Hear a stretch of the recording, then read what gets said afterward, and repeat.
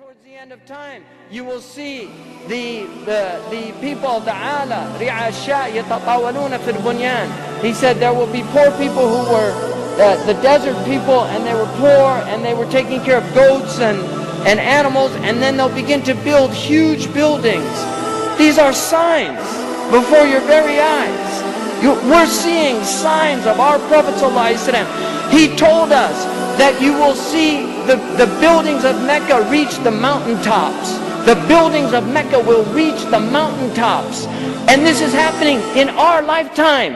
When I first went to Mecca, there were no buildings even close to the tops of the mountains of Mecca. And now it's filled with buildings that are beginning to reach the mountaintops.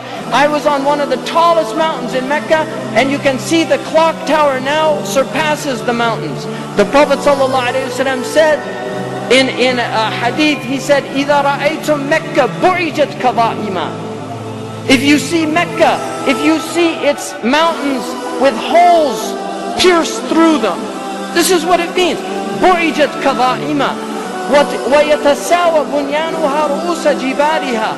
And you see the buildings reach or in a riwayah ta'lu, they will actually surpass the mountaintops. And then he said, فَقَدْ أَظَلَّتَ السَّاعَةُ. It means that the sa'a has cast its shadow. Imam Suyuti says in this, هِيَ عِبَارَةٌ عَنْ دُنُوَ السَّاعَةِ. It means that the hour is near, it's coming close. But if you took that literally, and in hadith tradition, in usuli tradition, asul al-kalam al-haqiqa, that if the Prophet says something, you should always interpret it literally, unless there's a reason to go to a metaphorical interpretation.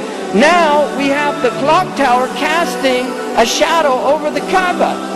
So the clock tower, what do they call it in Saudi Arabia? As-sa'a. لَقَدْ أَظَلَّتَ السَّاعَةُ. You could take it literally, the clock has cast its shadow over the Kaaba. Literally or metaphorically, اقتربت الساعة وانشقت.